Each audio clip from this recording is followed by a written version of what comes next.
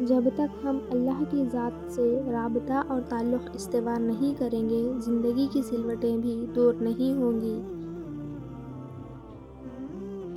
رسول اللہ صلی اللہ علیہ وسلم نے فرمایا، اللہ تعالیٰ نے زمین و آسمان پیدا کرنے سے 2000 سال پہلے ایک کتاب لکھی۔ اس کتاب کی 2 آیتیں نازل کی اور انہی دونوں آیتوں پر سورہ بقرہ کو ختم کیا۔ جس گھر میں یہ دونوں آیتیں مسلسل 3 راتیں پڑھی جائے گی، ممکن نہیں ہے کہ شیطان اس گھر کے قریب آ سکے۔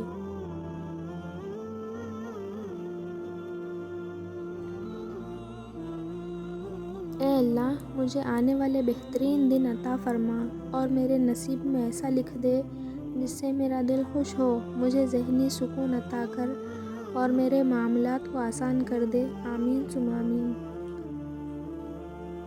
رسول اللہ صلی اللہ علیہ وسلم نے فرمایا، اس بخار کو برا نہ کہو، اس سے گناہ اس طرح دور ہو جاتے ہیں جس طرح آگ سے لوہے کی میل کچیل دور ہو جاتی ہے۔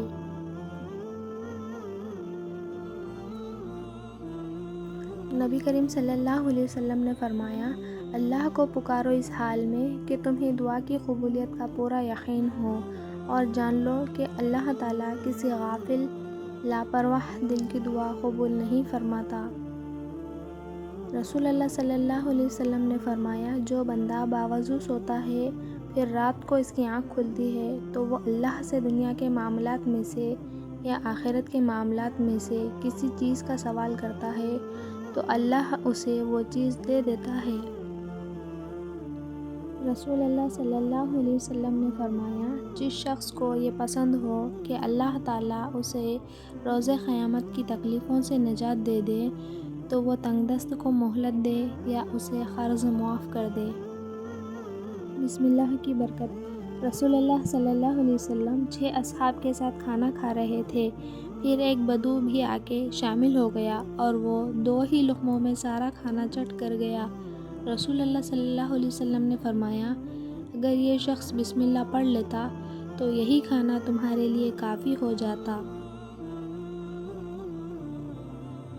فرمان مصطفیٰ صلی اللہ علیہ وسلم، اپنی 5 نمازیں پڑھو اور اپنے مہینے کا روزہ رکھو اور اپنے مالوں کی زکوٰۃ دو، اپنے حکم والے کی اطاعت کرو، اپنے رب کی جنت میں داخل ہو جاؤ گے۔ رسول اللہ صلی اللہ علیہ وسلم نے فرمایا، 3 آدمی ایسے ہیں جن کی آنکھیں قیامت کے دن آگ نہیں دیکھیں گی۔ وہ آنکھ جو اللہ کے ڈر سے روئی، وہ آنکھ جس نے اللہ کے راستے میں پہرا دیا، اور وہ آنکھ جس نے اللہ کی حرام کردہ چیزوں کو نہیں دیکھا۔